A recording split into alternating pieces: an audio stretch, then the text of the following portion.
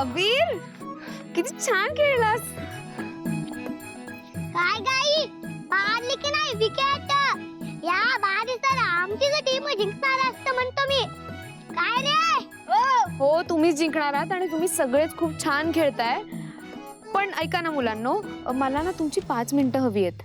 मी बोलू का तुमच्याशी काहीतरी? अहो काकू, आमची फक्त एकच इनिंग बाकी आहे. ती झाल्यावर बोलूयात का? अरे मी जास्त वेळ नाही घेणार. मला फक्त एकच प्रश्न विचारायचा आहे. विचारा मग. मला सांगा की क्रिकेट सोडून तुम्हाला अजून काय काय आवडतं? म्हणजे तुमचा आवडता छंद? मला चित्र काढायला आवडतं. मला डान्स आवडतो. मला पुस्तकं वाचायला. मला मातीच्या वस्तू बनवायला आवडतं. अरे वा. तुला काय आवडतं? डान्स. तुला? डान्स. तुला डान्स. बरं, मला सांगा गाणं गायला कोणाला आवडतं? मला आवडतं. तुम्हा सगळ्यांना गाणं गायला आवडतं? हो. कुठे शिकता गाणं? अहो काकू, त्यात काय शिकायचं? टीव्हीवर किंवा मोबाईलवर गाणं लावायचं आणि त्यांच्या सोबत गायचं.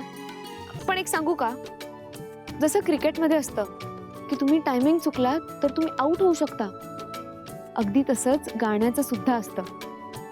तुमचा सूर पक्का करणं खूप महत्वाचं आहे. जर तुमचे सूर पक्के नसतील तर तुमची गाण्याची विकेट पडू शकते. हा, म्हणजे आम्हाला गाणं शिकावं लागेल? हो, म्हणजे तुमचा सूर पक्का करण्यासाठी तुम्ही दिवसातून 1-2 तास देऊ शकता की स्वतःसाठी, स्वतःच्या आवडीसाठी.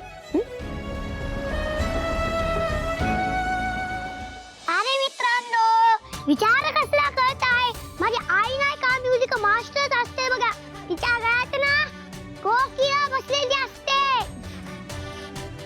ती तुम्हाला एकदम सोप्या पद्धतीने शिकवेल बघा. गाणं म्हणतो.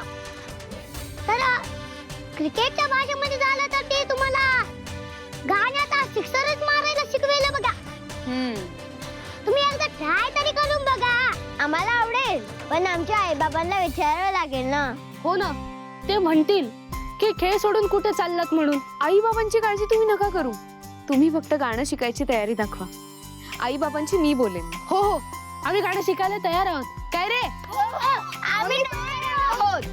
थँक्यू. बरं, तुम्ही खेळायला सुरुवात करा. All the best.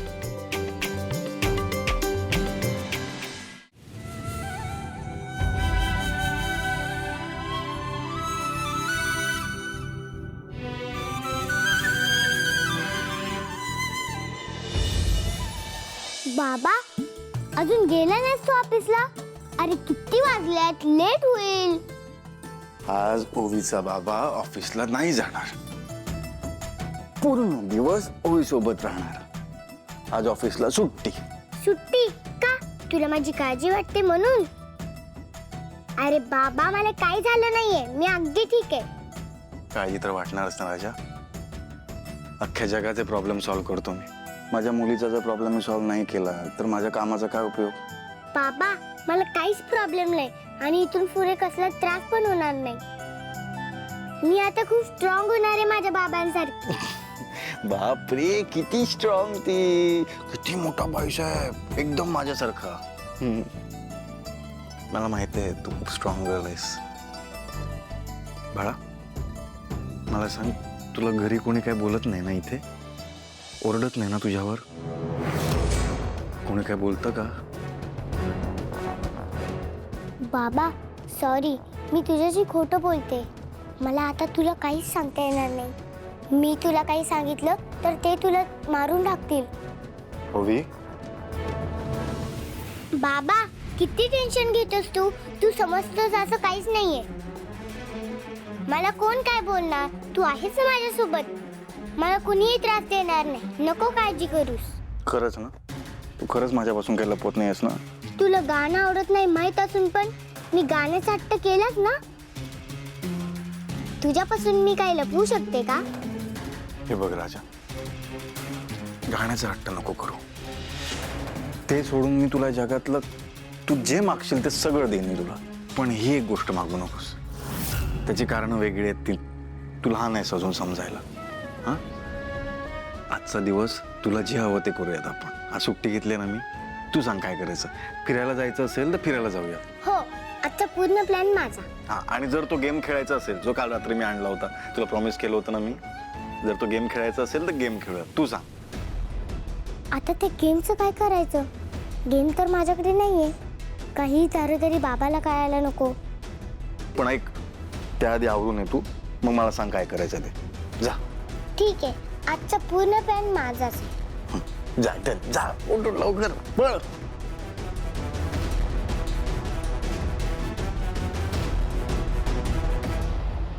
बाबा माझा फोन पाहिलात का कुठे? अगं असेल ना बाळा इथेच कुठेतरी बघ. इथे. बाबा मी येते. काय एवढ्या गडबडीत कुठे? बाबा मी माझ्या नोकरीची व्यवस्था करायला चालले. नोकरीची व्यवस्था? मी तुला सांगितलं नसावं, गुरुकुल चालू होऊ दे, उशिरा होऊ दे, पण मी तुझा पगार थांबवणार नाही म्हणून.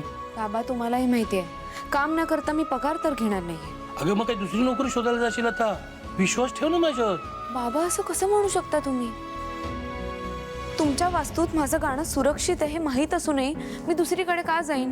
अगं मग अजून गुरुकुल सुरू झालं नाहीये तर तुम्ही कुठे निघालात? मी गुरुकुल प्रत्यक्षात चालू करायला चालले. म्हणजे मला जरा कळेल असं बोलशील? सांगते, मी काही मुलांशी बोलले आणि ते गुरुकुलमध्ये गाणं शिकायला यायला तयार आहेत. काय मुलं? कुठल्या मुलांशी बोलली आणि भेटली कुठे तुला ही? हे सगळं अबीरमुळे शक्य झालंय. तो ज्या मुलांसोबत खेळायला जातो ना त्यांच्याशी बोलले मी. त्यांच्या बोलण्यावरून मला हे कळलंय की त्यांना गाण्याची आवड आहे आणि त्यांना गाणं शिकायचंय.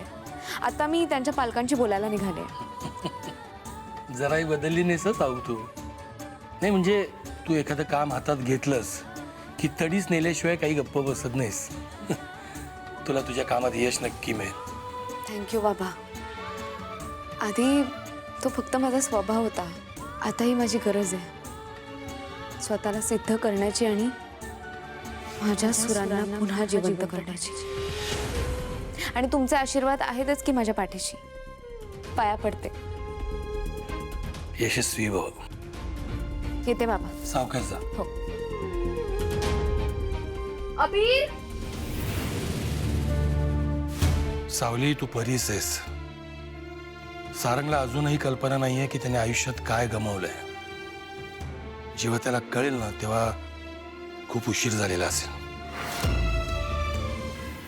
सावली हर्बल,